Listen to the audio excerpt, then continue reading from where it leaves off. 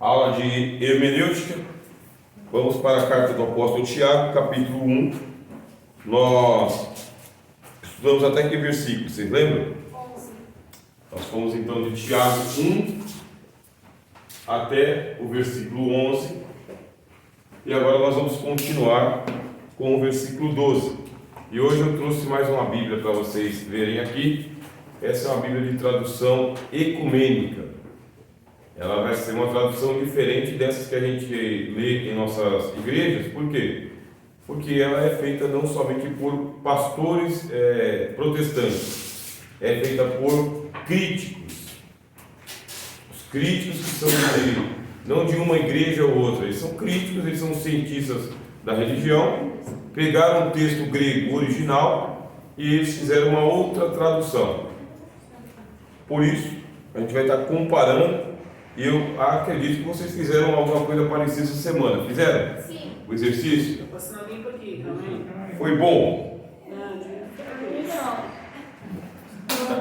Não consegui fazer nada. Não conseguiu fazer? Não entendi nada depois que saí daqui. E o senhor, não sei se eu apaguei no meu celular, não tinha aula para eu rever. Não tinha aula? Eu rever no meu celular, não consegui fazer nada. Tá, eu mando ela de novo. Tá bem? Ótimo. Vamos pegar agora o versículo 12. O que eu expliquei para vocês? Expliquei que o apóstolo Tiago escreveu essa carta como se fosse um sermonário. Mas é um sermão corrido. Aí você lê na Revista e Corrigida, você não lê como se fosse um sermão corrido. Você lê como se fosse assim, escrito do jeito que está aqui. Capítulos, versículos, etc e tal. Mas não, eram frases de Tiago, eram pequenos esboços de Tiago. Sabe quando a gente pega esboço? A gente pega os esboços e tal, aí vai montando eles. São esboços de pregações de Tiago. Depois virou um livro só. Tá bem? Agora a gente vai pegar aqui só o versículo 12, ó. Tiago 1, 12. Vamos ler na versão revista e corrigida. Bem-aventurado o varão que sofre a tentação, porque quando for provado, receberá a coroa da vida, a qual o Senhor tem prometido aos que o amam. Ponto. O que a gente descobriu sobre a palavra varão? Não é o varão do roupão. Não é um varão de roupa. Nem na cortina. Nós descobrimos que essa palavra já não se utiliza mais. Bem? Se eu falar isso na igreja, a gente ficou no espírito. Quando? Foi domingo? Domingo agora? Mas e o grupo de varão, professor? É. E agora? Tem um grupo de varões agora? É, de varões. Não se usa mais, né? Apesar que no Google, pastor, não explica isso não, pastor. Explica o quê? Ele explica que é um ser, um homem. Eu procurei isso para ver, né? A palavra varão. Mas usa? Não, ele não fala que é aquilo que a gente conversou, né? Na aula passada aí. Do porco? Pois é. Então, mas assim, eu pesquisei no Google só para ver se ele falava alguma coisa a respeito. Aí ele fala que é uma pessoa, um homem de posição. Tanto que é o seguinte, ó. O que é uma vara? Vara é coletivo de porco, né? O coletivo de porco é vara, vara de porcos. E o varão é o porco. Vê? Só que é o sentido metafórico, tá bom? Sentido coletivo. Não se utiliza mais essa palavra. Por isso que as traduções atualizadas já mudam essa palavra que pertencia a um português mais antigo. E aqui eu tenho aqui, ó, na tradução ecumênica, versículo 12. Vê como que está aqui, ó. Feliz o homem que suporta a provação, porque depois de testado, receberá a coroa da vida, prometida àqueles que o amam. Mudou a palavra provado para testado. Coroa da vida mantém, amam, mantém, bem-aventurado, mudou para feliz também. A palavra bem-aventurado é um termo bíblico, também bem-aventurado o varão que não anda segundo o conselho dos ímpios. As novas traduções já tiram a palavra bem-aventurado e colocam feliz, porque nós estamos mais acostumados com a palavra feliz do que bem-aventurado. Feliz aquele que ouve as palavras desta profecia. Eu estou mais convivendo com a palavra felicidade do que com a palavra bem-aventurança. Por isso, a necessidade de uma tradução. Agora, diz aqui, versículo 13. Vamos lá. Ninguém sendo tentado, diga, de Deus sou tentado. Porque Deus não pode ser tentado pelo mal e a ninguém tenta. Aí você tem uma dificuldade no versículo 13.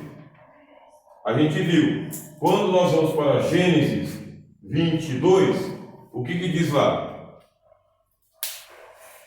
Versão revista e corrigida. Tentou Deus a Abraão. E agora, eu comparando Tiago 1, 13 com Gênesis 22, aqui Tiago diz, Deus a ninguém tenta. E Gênesis diz, Deus tentou a Abraão. E agora, como que eu resolvo isso? A tradução lá que foi expressada errada, não é isso que eu acredito? Deixa eu ver aqui também. Isso. Ajuda, irmãos. É isso mesmo. É isso. Na hora da tradução, tá bem? Foi colocada a palavra lá, Que não, que não. tentação. Isso. Agora, quando você vem aqui para o Mateus capítulo 4, você tem que anotar isso aqui, tá? Já vou explicar essa regra aqui, Mateus capítulo 4. Nós estamos estudando qual palavra? Tentação. É essa daqui que nós estamos estudando. Nós temos que usar as regras da hermenêutica. Quais são as regras da hermenêutica? Primeira regra, está aqui, passagens paralelas. Segunda regra, passagens correlatas.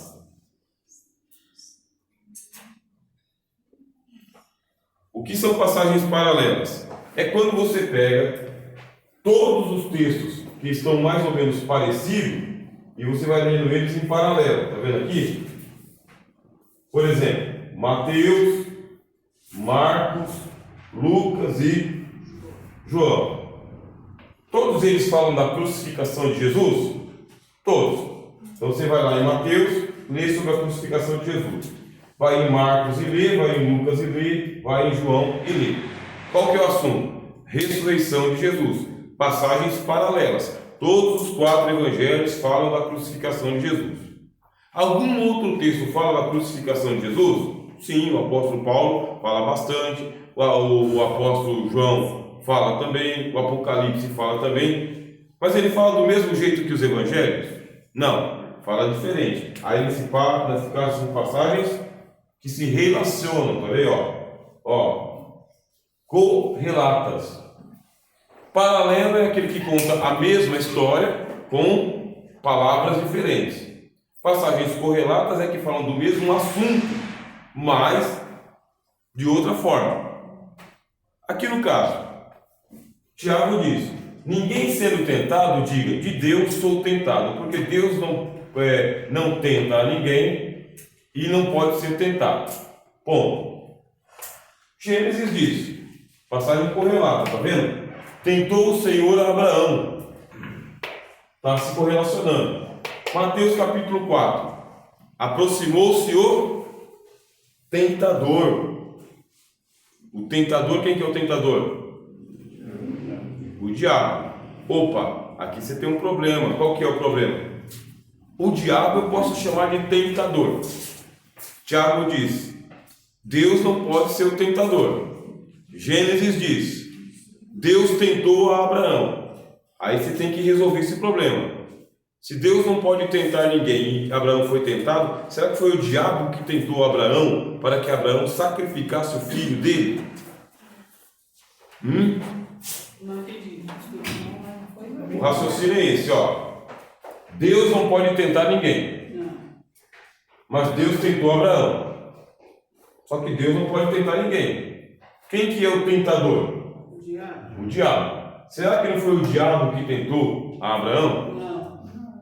Não. Não. Certeza que não. Ou Deus fez o papel do diabo? Não. Oxi. Também não. Não.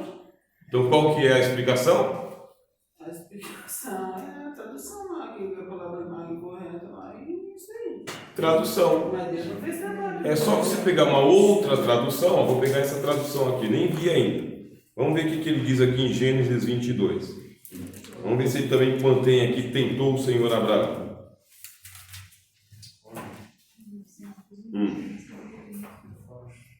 Ora, depois desses acontecimentos, Deus pôs Abraão à prova. Tradução. É só mudar a tradução, que aí a Bíblia já fica mais clara para nós. Qual que é a necessidade da hermenêutica? A necessidade da hermenêutica é esclarecer o texto, interpretar o texto. Hermenêutica é a ciência da interpretação. Para isso que se estuda hermenêutica, para interpretar a Bíblia. Na minha tradução, depois dessas coisas, pôs Deus Abraão à prova. Qual que é a Atualizado. atualizada? Tá provou Deus a Abraão. Oi? A minha tá provou Deus a Abraão. Qual que é a sua? É atualizada também? Atualizada. Assim, nós que somos assim da Assembleia de Deus, temos que comprar a Bíblia certa. Qual que é a Bíblia certa? Não dá para saber desse jeito. É o que é a Bíblia que o pastor usa. Qual que é a Bíblia que o pastor usa? Mas a maioria Revista não é e corrigida. então, porque desde a minha infância, a maioria é revista e corrigida. Revista e corrigida. Essa é a Bíblia certa. Mas a Bíblia certa tem uma tradução tão antiga que eu chamo o homem de varão e chamo Deus de tentador. E Mateus capítulo 4 diz que o tentador é o diabo. Aproximou-se o tentador. Aí como que você vai perceber se vai melhorar mais ainda o uso da hermenêutica? Você precisa conhecer as passagens paralelas e as correlatas. Qual que é o melhor? Você vai comprar uma concordância, tá vendo? Ó, concordância bíblica. Precisa comprar uma concordância bíblica? É bom, né? É bom. Professor, mas essa corrigida, ela vem dita corrigida porque ela corrigiu o que na verdade? A tradução de... É, porque ela tem a primeira que é a tradução, aí veio corrigindo os textos de João Ferreira de Almeida. Mas não Então veio corrigiu essa corrigindo. parte, não corrigiu esses... Então só veio corrigindo palavras da ortografia. Palavras escritas erradas, palavras traduzidas erradas, aí veio corrigindo. Atualizado já veio tirando esses textos. Aí já atualizou o vocabulário para século XXI. Aí tem a contemporânea. E ainda tem uma outra que é a corrigida fiel. Né? Tem uma outra que eu vou trazer na próxima semana, que é a versão transformadora. Que ela já converte as moedas, as medidas, já converte para as nossas medidas brasileiras. Né? Lá você não tem que saber quantos ciclos são, o que é um denário, estádio, não, já está em quilômetros, metros, quilos, litros. É a versão transformadora.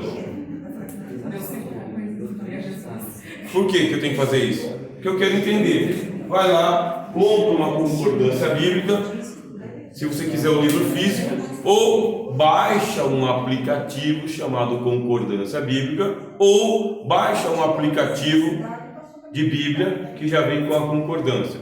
Aí você vai lá na barra de pesquisa, coloca a palavra tentação, vai abrir um monte de versículos para você, aí você vai pacientemente lendo um por um para ver pela regra do contexto. Ó, perceba, regra do contexto, o que a palavra quer dizer. Por quê? Pela regra do contexto. Porque realmente algumas passagens elas não se resolvem a si mesmas. Você tem que ler ela em vários textos diferentes para ver o que é que o contexto está dizendo. Se o texto não está claro, o que a gente fez semana passada? Fomos para o contexto, não foi? Sim. Aí a gente voltou para o versículo 1, versículo 2, versículo 3, Qual versículo que a gente queria interpretar? Sim. Versículo 5. Interpretamos com base na regra do contexto. Ainda falando sobre regra do contexto, vamos falar sobre os diversos contextos que existem. Deixa eu ver aqui, já está bem de luz, hein? Tem a luz toda. Regra do contexto. Primeiro, o apóstolo Tiago, ele tem uma cultura. Qual que é a cultura dele? Contexto. Eu quero interpretar Tiago. Tiago pertence a qual povo? Hã? Isso. Então ele é um judeu. Contexto cultural. Qual que era o governo que estava mandando na época? Roma. Contexto político. Quem tomava conta do dinheiro naquele tempo? Sinédrio. Contexto econômico. Qual que era o idioma que era falado naquele tempo? O grego. Aí você tem um contexto linguístico. E por aqui vai, tá? Regra do contexto é tudo aquilo que está em volta do texto. O texto foi escrito num determinado tempo, para um determinado povo, numa determinada língua. Haviam alguns costumes de época, e esses costumes de época têm que ser identificados. Você lê o livro de Ruth, por exemplo, qual que é o costume? O costume do pé descalço. Então, pelo costume do pé descalço, você vai interpretar o livro de Ruth. Lá o Boaz vai fazer o requerimento, né, que ele quer se casar com Ruth, mas só que tem um cara que vem antes, um primo, e aí ele tinha que ficar lá descalço. Se o primo ficasse descalço, ele estava abrindo mão do direito. Qual que era o direito? O direito do levirato. O que é o levirato? É o direito que a mulher tinha de ela ser casada com um parente. Quem que é o parente? É o remidor. Tudo isso aqui está no contexto. Senão, não tem nada a ver. É o direito o contexto cultural do pé descalço. Com esse mesmo contexto aqui, você pega e vai para Êxodo capítulo 3.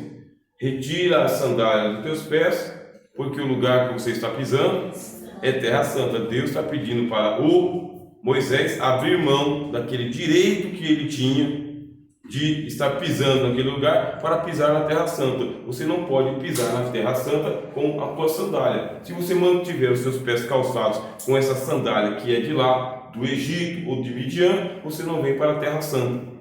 Pronto. Com esse mesmo contexto você vai ler: guarda o teu pé quando entrares na casa do Senhor teu Deus. Você entra descalço. São contextos culturais. Tem uma passagem na Bíblia que você tem que entender a linguagem, que fala que Saul entrou na caverna a cobrir os pés. Está escrito lá. Saul, quando ele estava lá correndo atrás de Davi, ele entrou na caverna a cobrir os pés. Você precisa do contexto cultural, senão você não vai entender o que significa. O que significa que Saul entrou na caverna a cobrir os pés? Porque todos eles usavam roupa comprida, certo? Hoje calça é coisa da modernidade. Todos eles usavam roupa comprida, só diferenciava a cor. Quando ele entrou na caverna, ele estava com disenteria. Aí, como ele estava com disenteria, ele foi fazer o quê? Ele sentou-se na posição de quem está com disenteria e cobriu os pés. É isso, é um eufemismo. Só isso. Quando Davi veio, como que estava Saul? De cócoras. Ele estava naquela posição, cobrindo os pés. E o que fez o Davi? Pegou a arma dele e levou embora. Aí quando ele aliviou o ventre, né? Aí o Davi pegou e falou: a quem pertence essa espada? Pois é, eu entrei na caverna quando você estava lá na posição, cobrindo os seus pés, e peguei essa espada. Eu bem poderia ter cortado você. Que morte bonita essa. Seria uma morte.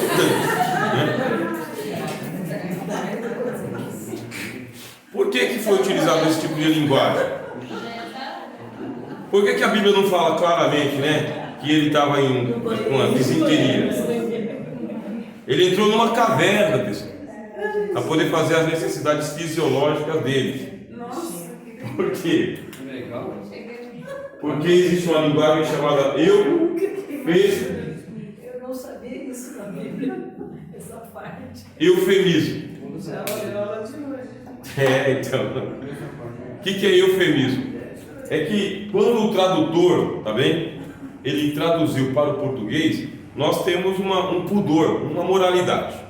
Dependendo do jeito que ele traduzir, eu fico escandalizado. Você tenta pensar nessa tradução lá no século XVII, XVIII, XIX, aquela moralidade que tinha. Aí ele vai lá e fala, Saul tá, aí coloca na linguagem crua. Isso ficava difícil traduzir para os leigos, né? Porque o pessoal não lia a Bíblia. Usou um eufemismo e colocou cobrir os pés. A Bíblia usa então cobrir os pés como um costume de época para se referir à pessoa indo ao banheiro. Só isso.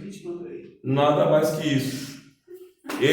Existem outros eufemismos na Bíblia? Sim, o apóstolo Paulo fala: aqueles que dormem, Deus tornará a trazê-los. É dormir? É dormir? Não é dormir. O Senhor Jesus, ele falando da morte de Lázaro, ele falou: Lázaro dorme e nós vamos despertá-lo. Os discípulos entenderam literalmente, literalmente, linguagem literal, no pé da letra, tá? Se dorme, está salvo. O que a gente vai fazer na casa dele? Acabamos de sair de lá. Aí, como Jesus viu que os discípulos não entenderam a linguagem figurada, literal ou figurada? Linguagem figurada. Dormir é igual a morrer. Lázaro, nosso irmão, dorme, sentido figurado. Ora, se dorme, logo está salvo. Seus cabeça dura, Lázaro está morto. Só que Jesus não falou primeiro está morto, falou dorme.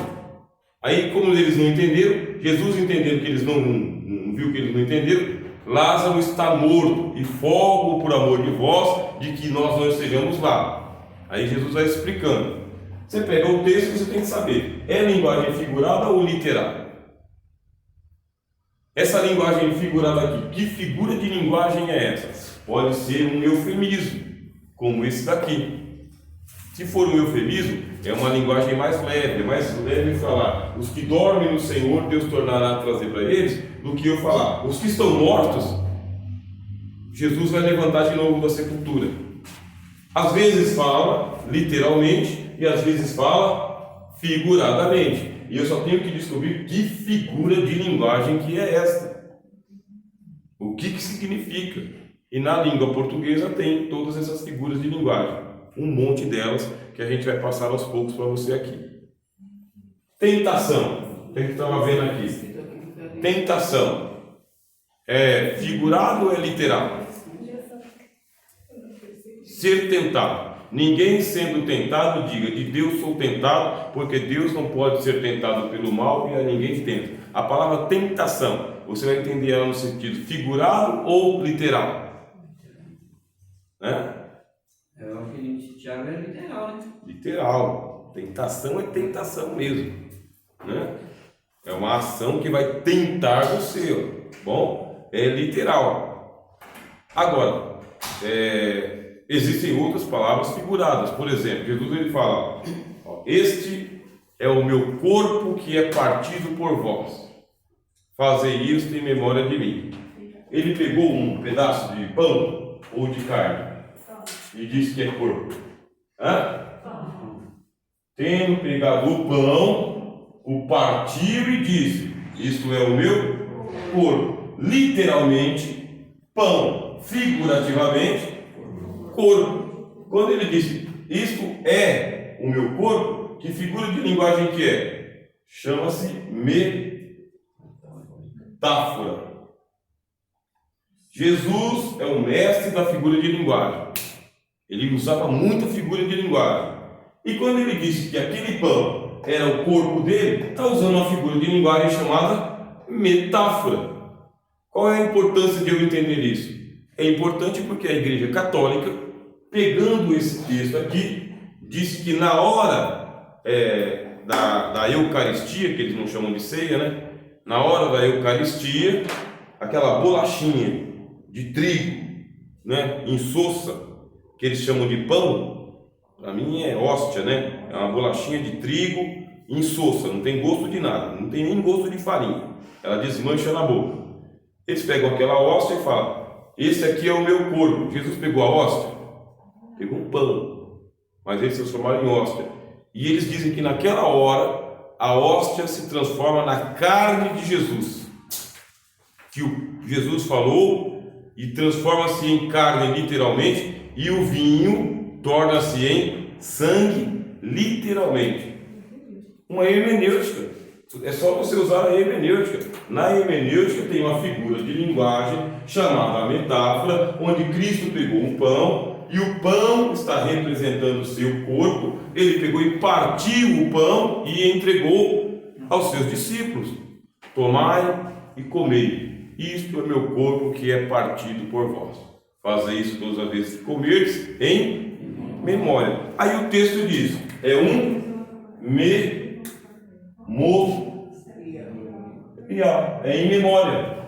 A hermenêutica do texto é essa: é uma refeição.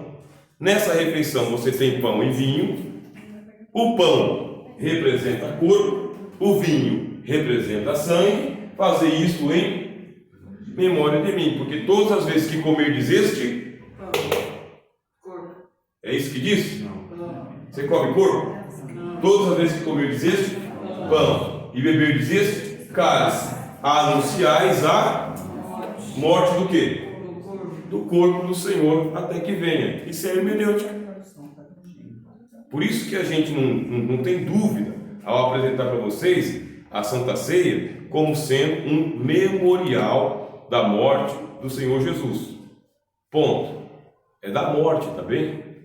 Aí alguns podem colocar lá que é um memorial da ressurreição de Jesus. Não diz. O texto não diz que é da ressurreição. O texto diz que é do corpo do Senhor que foi partido por nós. O corpo foi partido na morte ou na ressurreição? Na morte. Essas perguntas que eu estou fazendo para vocês é a mesma que vocês fazem para os textos. Faz de conta que você está conversando com o texto. O que o texto está falando comigo? Ele está dizendo que é pão? Está dizendo que é vinho? Está dizendo que é na morte? Está dizendo que é na ressurreição? Está dizendo que é um sacramento? Não, ele está dizendo que ele é um memorial. E se alguém pregar alguma coisa diferente dessa? É só você prestar atenção na oração pelo pão e pelo vinho. Vem aqui, o irmão, ora aqui pelo pão. Senhor, eu quero agora dar graças a Ti, Senhor, por este pão que está aqui, que a partir deste momento é o Teu corpo, ó Pai. Agora se está se transformando no corpo do Senhor Jesus. Ele orou e ele fez uma oração católica, porque não vai se transformar em corpo de nada. Simbolizando, só que Isso representa, isso. né? Pode dar graças ao pão. Pai, eu te agradeço pelo pão que representa o corpo do teu filho. Amém. Acabou a heresia, sem heresia nenhuma. Uma oração dessa daqui, é ortodoxa, daqui direto para a glória. Agora aquela oração demorada. Agora, Senhor, estamos tomando o pão que está se transformando na carne do teu filho. Cada um desses irmãos e irmãs que pegarem este pão agora vão ser curados, sarados, transformados. Se tiver alguma enfermidade, Senhor, vai bater em retirada. Não diz nada disso. Não diz nada disso, tá? Isso aí é empolgação do cara que está orando, do irmão que está orando, né? Mas a Bíblia não diz nada disso. Aí, como um hermeneuta, a gente participa a saber. Lá vai mais uma vez. Né? Teve uma essa oração feita. Ele é o corpo de Cristo. Não pode falar que simboliza, não. É o corpo. Isso, não é uma luta, isso aqui é uma guerra. Né? Então, mas essa oração feita dessa forma como o senhor apresentou, É por falta de conhecimento, talvez, não é? Por falta de conhecimento, falta de instrução, falta de humildade, às vezes, né? Por uma fé excessiva. Aí não vamos dizer que invalidou, só que não está escrito, tá bem? Não pode dizer que a oração está escrita, não está. Ó, havendo dado graças. Como que você dá graças? Obrigado. Só isso. Havendo dado graças, o partiu e disse. Eu esqueci de falar sobre isso. Só isso. Dá graças a Deus pelo pão, dá graças a Deus pelo vinho, só que tem irmão que está esperando meia hora de oração, para ver se o pão fica mais santo, né? E se o irmão fazer só assim, Senhor, graças te damos por esse pão que nós vamos comer agora, amém, e devolver para o pastor, alguém vai falar, ué, cadê a chuva? Faltou a chuva. É isso mesmo. Não. Quer dizer que a gente coloca aquilo que não está no texto, não podemos, tá? Por isso tem essa disciplina aqui. Vamos longe. Vamos longe. Agora que a gente já foi bastante longe, vamos voltar para Tiago. Vamos interpretar Tiago. Tiago 1,12. Cada um, mas quando que cada um é tentado? Aí ele explica. Mas cada um é tentado quando atraído e engodado pelo diabo, e depois, havendo o diabo entrado na pessoa, faz a pessoa pecar até ela morrer no seu pecado. Está escrito assim? Está diferente? Como que está escrito? Mas cada um é tentado quando atraído e engodado pela sua própria concupiscência. Não é o diabo? Não está diabo aí? Não. Você vê o que é Bíblia? A Bíblia, de acordo com o apóstolo Tiago, cada um é tentado quando atraído e seduzido pela própria concupiscência. Quando é atraído e engodado, na versão de... O que é engodado? Se usa a palavra engodado? Não. Usa-se a palavra seduzido pela própria concupiscência. O que é concupiscência? Usa-se a palavra concupiscência? Não usa mais. Vamos ver o que diz aqui na minha Bíblia, e você vê o que diz aí na sua Bíblia. Cobiça. Quando é atraído e seduzido pela própria cobiça. Vamos ver o que diz aqui, ó. Versículo 13. Que ninguém, quando for tentado, diga: minha tentação vem de Deus, pois Deus não pode ser tentado a fazer o mal, e a ninguém tenta. Cada qual é tentado por sua própria concupiscência, que o arrasta e seduz. Você é atraído ou você é arrastado pelo próprio desejo ou pela própria cobiça. Ficou mais claro, né, meus irmãos? Não é o diabo. Nesse texto, tá bem? Nesse texto não é o diabo. Por isso não é só o diabo que tenta. Que mais que tenta a pessoa? A si próprio. Cada um é atraído e seduzido por si próprio, por algo que tem dentro de você aí, chamado concupiscência, desejo, né? Uma forte vontade.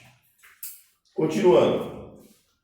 E o que acontece no versículo 15?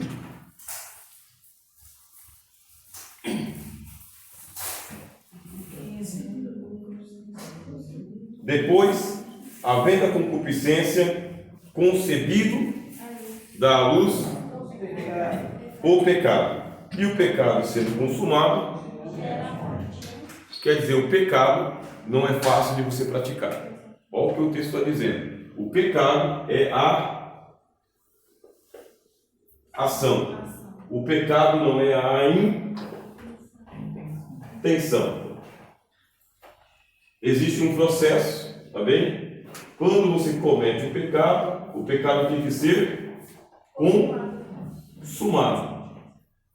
Quer dizer, ele tem o seu começo na intenção, meio na tentação, fim na consumação. O pecado tem um processo, e nesse processo, a qualquer momento, você pode fazer o quê? Corta aí. É igual o triângulo do fogo. Vocês conhecem o triângulo do fogo? O meu filho aqui conhece o triângulo do fogo. Você tem que ter a madeira para queimar, você tem que ter o oxigênio e você tem que ter a faísca. Se você cortar um desses três aqui, não tem fogo. Você tem que ter combustível. A tentação é a mesma coisa. Em algum momento você cortou ela, antes de você cometer o pecado, antes de você consumar o pecado, não tem pecado. Não tem como acusar ninguém de pecado se ele não for uma ação consumada. O que é consumir? Daqui a pouco a gente vai ver. Tem uma mesa posta ali, tá? Não vamos resistir, né? Quando a gente vê aquela mesa vazia, ela foi consumida. Sumiu o que tinha na mesa. Só você pode cortar Sumiu. comigo. Certo irmão, uma vez, né? A gente estava conversando, aí ele falou que tinha uma mulher que queria levar ele para uma brincadeira, né? Aí ele olhou para a mulher e falou assim, porque sim, por que não? Né? Você podia lá dizer, por que não, né? Por que não? É pecado, não sei o quê. Mas cada um é atraído, cada um é tentado quando atraído e seduzido pela própria concupiscência. Ressoou, né? Por que não, né? Olha a pessoa que é. Aí eles marcaram tudo até os quase finalmente. Essa é a história que ele me contou. Quando está no quase finalmente, marcaram o encontro. Eles marcaram o encontro, né, para os quase finalmente, e no dia ele deu no meio do caminho, ele deu um passo atrás e foi fazer outra coisa. A pessoa ficou esperando, né? Ficou extremamente irritada, porque afinal de contas, né, se preparou para que acontecesse o que deveria acontecer e não aconteceu. Aí ela ligou, né? Ligou, o que foi que aconteceu? Ele deu uma mentira em cima. Inventou uma dor de barriga qualquer lá e desistiu da história. Tá bom, então vamos remarcar. E aí ele poderia ter dito o quê? Não vou remarcar, não. Remarcou. Tá bom, vamos remarcar. Remarcou. Aí quando remarcou, quando foi no dia de novo, ele saiu fora de novo. Aconteceu outra dor de barriga, ele saiu fora de novo. Aí ela ligou, brigou com ele e falou, e aí, frouxo? Que frouxidão é essa, né? Quer ou não quer, vamos ou não vamos? E aí ele falou, tá bom, agora eu vou. Remarcou, terceira vez. Aí quando remarcou a terceira vez, ele não foi de novo. Disse que não foi de novo. Aí ela falou o seguinte, você é um frouxo, você é um covarde, você não é uma coisa nenhuma, não quer você mais não. Assim que ele conseguiu escapar da tentação, né? Essa foi a história que o povo me contou, desse jeito, né? E é assim que eu estou passando para vocês, né? Ora, não consumou, tá? Não consumou, houve a tentação, foi em direção, mas não consumou. E o que acontece? A morte também não veio, ó. A morte só vem depois que o pecado é consumado. Quem diz isso? Tiago. A Bíblia está dizendo claramente: se não consumou o pecado, não tem pecado. Ser tentado não é pecado. Mas é a intenção de pecar. Não é pecado. Não é pecado. Não. Ainda bem. Só nós casos Biblicamente. Eu acho que essa menina deve falar. Biblicamente é isso mesmo, está aqui, né? A intenção não é pecado, tá bom? Você tem que realmente entrar na engenharia para poder consumar o pecado, para dizer, olha, tá, fato consumado. Aí gera a morte, tá bom? Pronto. Aí versículo 16. Tiago diz, não erreis, meus amados irmãos. Não erreis. Tudo que eu disse para vocês até aqui é para que vocês não errem. Não erreis. Ponto. Aí versículo 17. Toda boa dádiva e todo dom perfeito vem da onde?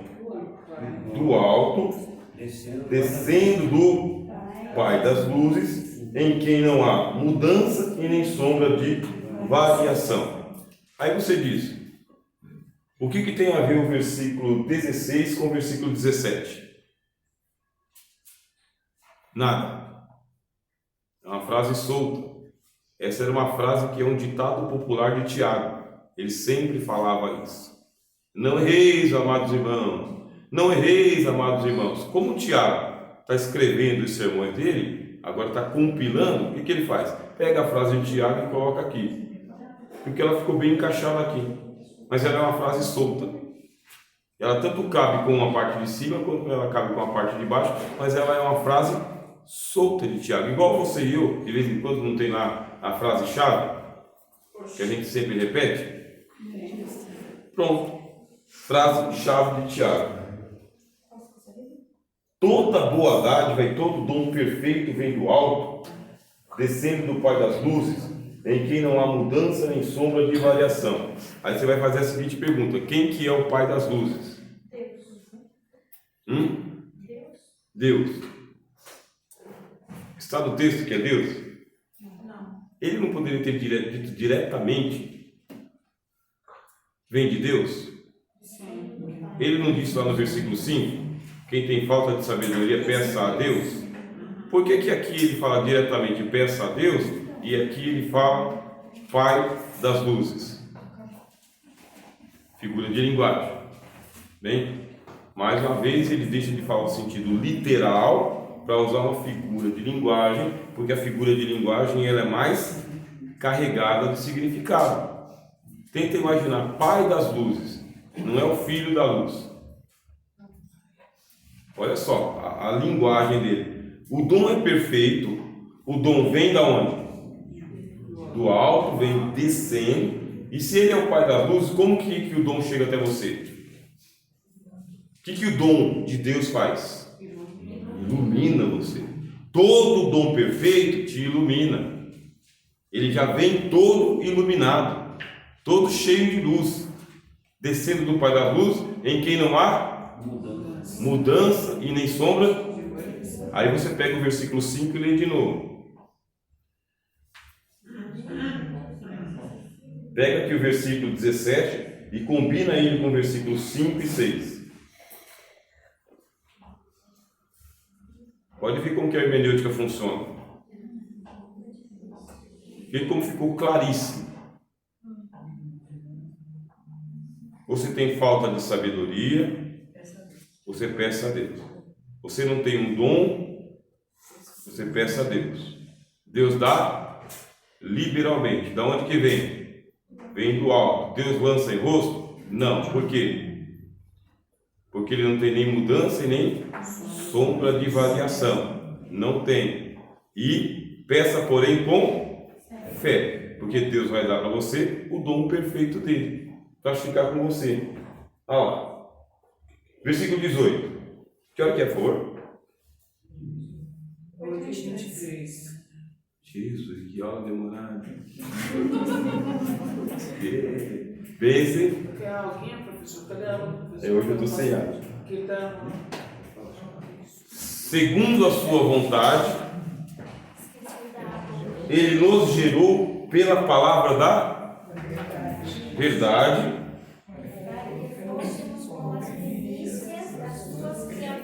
Aí você pega esse versículo, isola ele, tá bem? Você estudar ele. Você pode isolar o versículo? Pode, porque você quer estudar só ele, né? Depois você vai para os outros contextos. Então vamos lá, versículo 16. Aqui fala da vontade dele, ó. Vontade. Segundo a sua vontade, o que ele fez? Nos gerou. Para quê? Para quê? Fôssemos primícias das suas criaturas. Vocês lembram que lá nos anos 90, quando a gente... Criatura, né? Vocês lembram que lá nos anos 90, quando a gente evangelizava, a gente dizia que tem diferença entre filho de Deus e criatura de Deus? Quem foi evangelizado assim? Né? Que tem diferença entre criatura e filho de Deus. Criatura todo mundo é, filho de Deus só um. Vocês lembram? Olha o texto dizendo aqui. Contradizendo, na verdade. Você está vendo aí que está contradizendo? criatura, que aquele jeito de evangelizar ele estava equivocado. Por quê? Porque a Bíblia está dizendo que, por sua vontade, Deus nos gerou para que fôssemos como que primícia das suas criaturas. Tem diferença entre criatura e filho de Deus?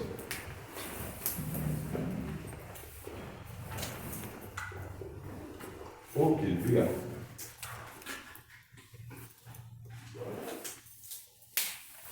O filho de Deus não é uma criatura de Deus?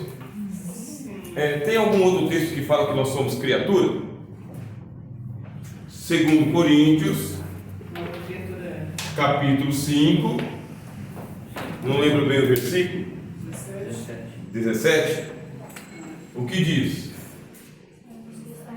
Os que estão em Cristo, nova criatura é. As coisas velhas já passaram e tudo se fez novo. Então quem dizia daquele jeito lá, que criatura é todo mundo, filho de Deus só aqueles que são escolhidos, errava e fazia a gente errar também, evangelizando com a Bíblia aberta e errando com a Bíblia aberta. Mas a congregação cristã até hoje utiliza, né, criatura? Pegou no ar, ela mesma,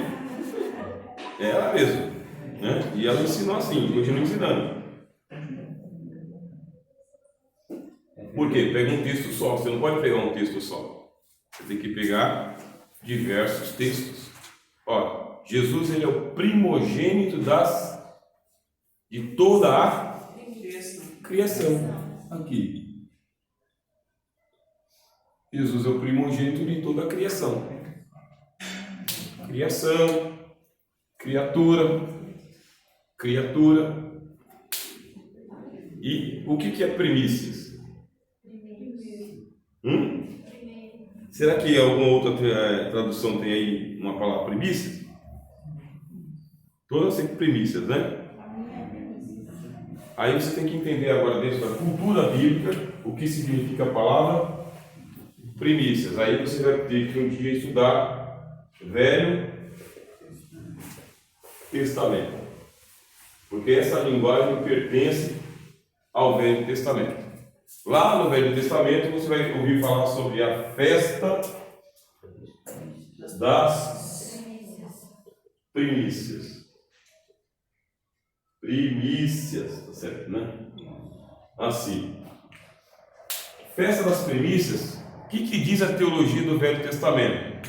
Você tem a plantação, tá? Nasceu, tal, foi cultivada a plantação, aí você vai ter a colheita geral. Mas você não pode colher tudo antes de você apresentar ao Senhor a primeira parte. Aí o lavrador enviava todo mundo para o campo e eles iam lá e eles trabalhavam, eles faziam a primeira colheita, de ponta a ponta. Desta primeira colheita, tá? Primeira panha que a gente chama, ele retira uma parte antes de ele comercializar, antes de ele comer, antes de qualquer coisa. Ele tira uma parte e ele leva perante o sacerdote. Todo agricultor era assim, pegava a primícia e levava ao Senhor. Chegando lá no tabernáculo, né? O que fazia o sacerdote? Recebia da mão do agricultor e movia os molhos diante do Senhor. Por quê? A primícia está abençoando o resto da roça. O que está na roça não está abençoado enquanto as primícias não forem apresentadas diante do Senhor. E podia ser também as primícias do rebanho, que são os primogênitos, né? Os primogênitos são as primícias do rebanho também. Tinha que ser levado. A primeira cria de um animal era levado perante o Senhor. Bom, aí todo o rebanho é santificado também. Mas isso aqui tem um sentido estreito. Qual que é o sentido estreito? Da plantação. Trigo, milho, seja o que for. E se ele não levar as primícias? A lavoura não é abençoada. Aí Deus ia e mandava pulgão, gafanhoto, todo certo de praga. É melhor consagrar ao Senhor. Primícias. Se você não conhece essa teologia do Velho Testamento, essa palavra se perde, porque você não usa mais ela hoje em dia. Não usa. Como que você vai abençoar o que está lá no campo? Você vai abençoar levando perante o Senhor. O sacerdote movia perante o Senhor, agora você pode ir lá com a sua lavoura aí, ó, recolher tudo. Passa a foice em tudo, ceifa tudo. Aí vem para a chamada grande colheita ou colheita geral. Depois da colheita geral, aí vem a terceira panha. A terceira panha é chamada de rabisco, não? Rabisco. Aonde que aparece a questão do rabisco? No livro de Ruth, mais uma vez. No livro de Ruth, a Ruth faz parte das mulheres pobres da terra. Então o Boaz, esse não é o nome dele? Boaz. Boaz é o homem rico, muito rico. Ele já tinha feito as primícias, né? Agora ele já está fazendo a grande colheita e aparecem os pobres. O que os pobres têm que fazer? Rabiscar. Então o que é rabiscar? Pega o que ficou para trás.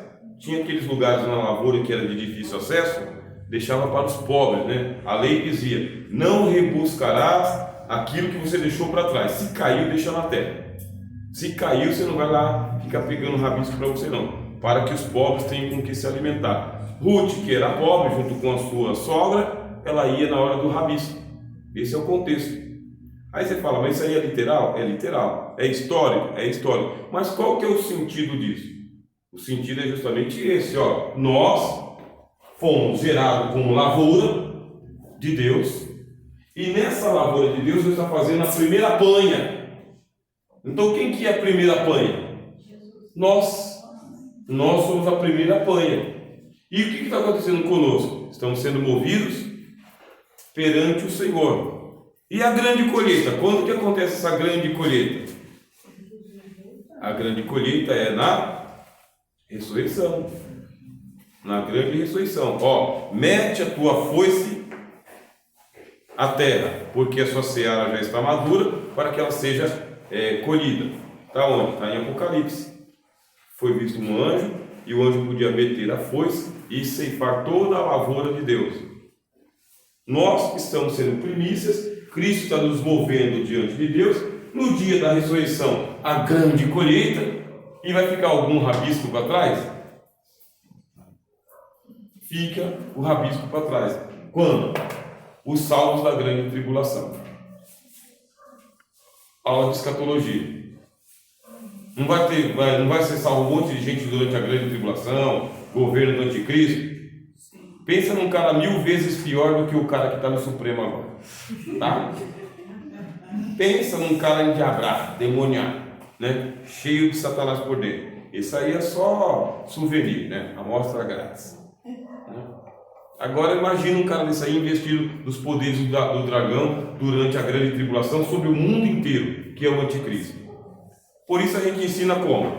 A gente ensina escatologicamente assim, ó. Isso aqui é a linha da escatologia. Nós estamos aqui entre a cruz de Jesus, tá bem? E estamos aqui antes da grande tribulação. Isso aqui é chamado de primícias. Chegou o dia da volta do Senhor Jesus. O que acontece? Ressurreição dos mortos, não é? Os mortos não ressuscitam? Sim. Pega todo mundo que morreu em Cristo, tá bom? E leva para o céu. E a turminha da grande tribulação? Os que ficaram para trás. Rabisco. Ali está a escatologia. Está na Bíblia. Nós fazemos parte do quê? Das primícias. Como que se fôssemos as primícias do Senhor. Ele nos gerou na sua lavoura pela sua vontade. Tem mais algum acréscimo aí? Sua vontade, Ele nos gerou. Como que Ele nos gera? Você faz essa pergunta. Como que Deus nos gera? O que o texto diz? Pela palavra da...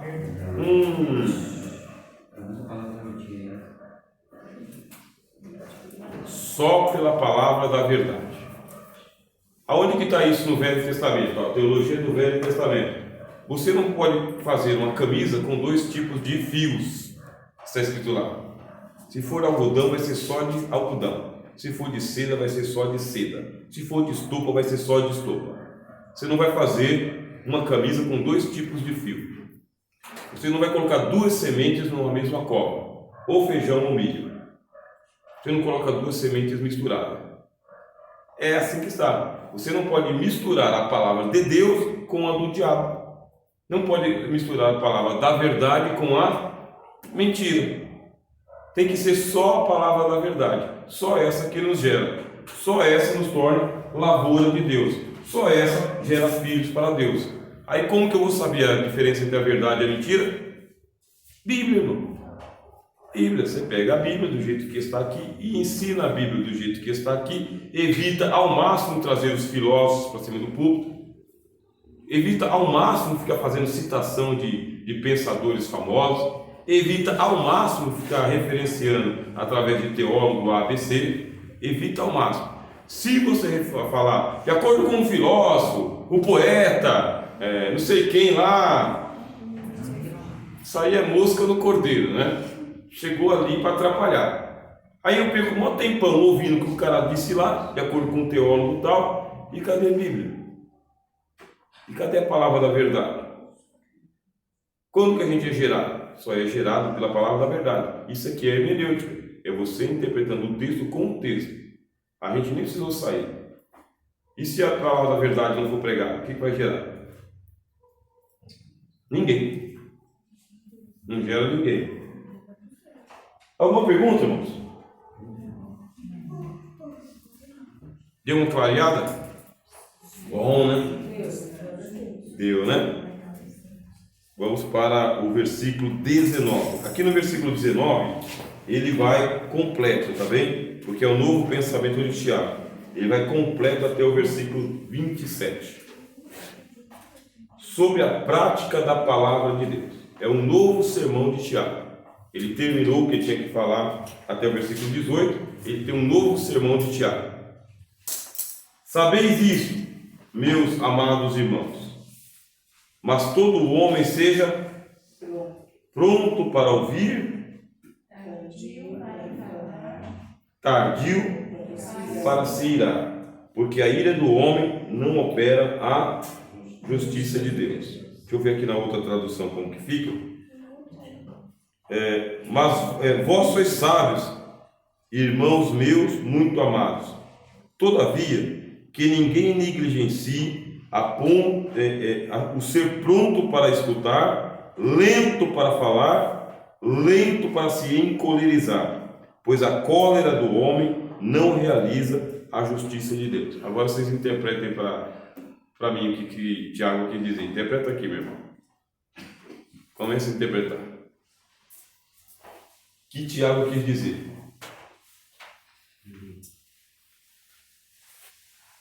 Começa pela primeira palavra. Saber isso, saber o quê? Saber isso. Saber o que, ô Tiago? O que o Tiago quer que eu saiba? É uma coisa que todo crente tem que saber. É para falar pouco e ouvir mais. Oi? É para falar pouco e ouvir mais. Falar pouco e ouvir mais. Todo homem seja pronto para quê? Para ouvir. E tardio para falar e você vai escrever lá no seu esboço, ó, o que todo crente tem que saber, ou preparar o sermão da noite. Amados irmãos, o que todo crente tem que saber? Tem que saber que tem que ser ouvir mais, falar menos e se irar menos. Olha que legal. Sermão da noite. Pronto. E por que a gente tem que se irar menos? Porque a ira Não produz justiça. não opera, não produz Justiça de Deus. justiça de Deus. Quando é que você ouve mais? Quando alguém está falando mais. Tem alguém que está falando mais, você está ouvindo mais. Quando alguém está falando menos, você está ouvindo menos também. Do jeito que você vai ouvindo menos, você vai ouvindo mais, você vai se irando menos. E como você tem que se irar menos? Por que você tem que se irar menos? Porque Deus não vai fazer justiça para você enquanto você estiver. Acabou. Hermenêutica é isso aí. Tô na fila do pão. Que padeiro lento, cara. Porque 5 minutos, eu tô 10 aqui. Ah, vou quebrar essa padaria no meio. Puxa, eu que não gosto de ir no SUS de jeito nenhum, porque eu vou no SUS, eu fico mais doente. Deus! Cura minha vida, Senhor. Aí o que a Bíblia diz? Pode parar. Deus não pode operar quando você estiver irado. Não pode, porque a ira do homem não opera a justiça de Deus, não produz a justiça de Deus. Se Deus colaborar com você quando você estiver irado, sabe quem peca? Você acha que Deus vai pecar só por causa que você está irado? Aí eu leio Bíblia, estava vindo com meu filho aqui para a aula, né? Aí a gente tem pelo menos uns 3, 4 caminhos, né? Mas é 1h30 de lá aqui, né? 1h30, trânsito. Ou eu venho pela Trabalhadores, ou eu venho por dentro, ou eu venho pelo caminho. De qualquer jeito tem 1h30, né? Buraco, lombada, não sei o quê. Aí eu estou vindo com ele e falei, eu vou cortar aqui. Eu cortei aqui. Né? Aí quando eu cortei aqui, é trânsito. Fui para lá em Itaquaquecetuba.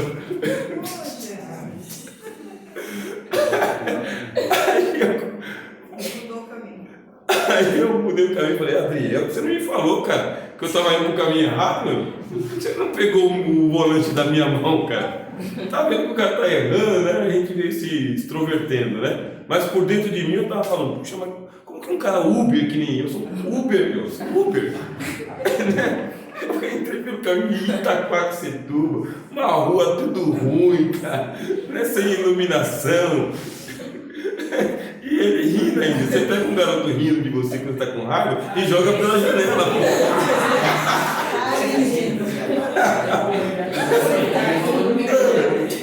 Que companheiro de viagem é esse? Mas isso foi bom para nossa aula, ele está aplicando o que aconteceu com você. Para ajudar, né? Eu levei o meu carro para o cara consertar, porque tem uns barulhos no meu carro, né? Aí eu falei para ele, ó, tira os barulhos dentro do carro. Tira os barulhos, porque eu não quero ficar ouvindo barulho. Aperta aí. Aí ele tirou todo o barulho do carro, até da buzina, que eu bati na buzina. Aí o cara não tem nem buzina nesse negócio aqui, meu. O cara levou a sério, né?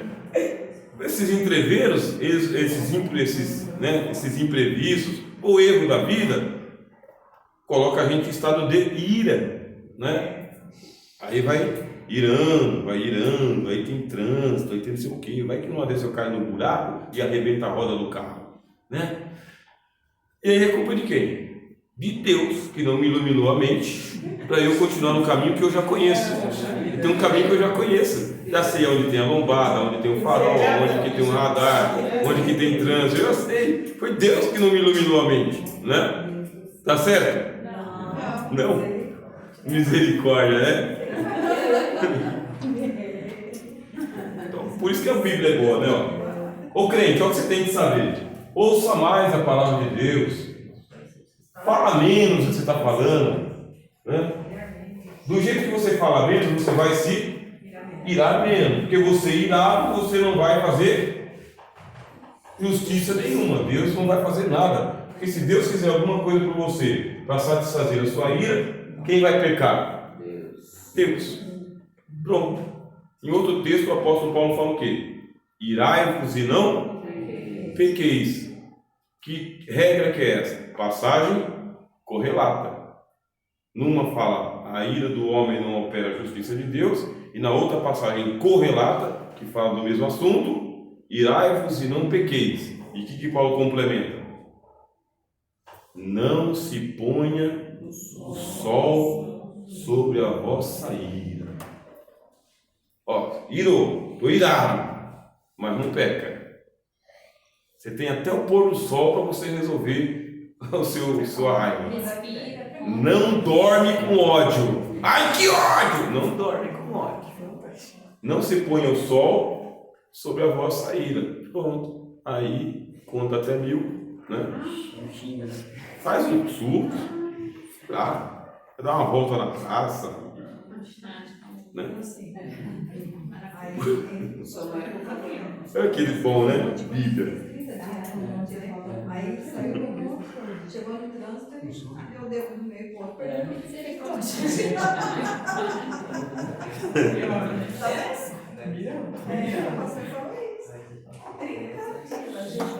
Coloca, a gente aprova, não coloca? Chegou no trânsito. Você vê que o contexto é colocar a prova? Você coloca no trânsito, plano de trânsito, aí o Diego tá lá atrasado, você sai de manhã, estava atrasado já.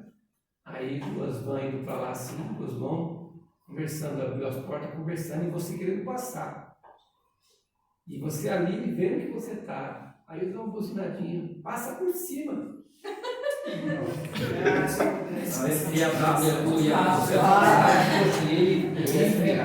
Conversando bem, aí você fala assim. Aí vai sair bem devagar, você passa. Deixa eu ver se eu Sobe. Passa por cima. Um desaforado, né? Se o meu carro não ficasse todo amassadinho, eu batia nele. Mas quem bate na traseira sempre é o culpado, né? Então, você tem que ter essa paciência, né? Eu vi isso ali no cara com saber. Aí no espaço, ele passou, era uma mulher que frente, ralou, foi embora. Passou no meio. Ralou o carro dela, perdeu na cada um. Foi embora. Aí a mulher parou para ver o estrago e ele foi embora. Foi embora. Agora não sei se é roubado, se. Mas ele está ao contrário. É, tem até o pôr do sol para resolver isso. É o pôr do sol. Quando chega no versículo seguinte, que hora que é, moço? Deu hora do lanche? 8h47? Então tá bom, depois a gente continua. Tá bem? Porque o versículo 21 vai para um outro contexto. Deus abençoe, obrigado. Vamos lá, Adriel.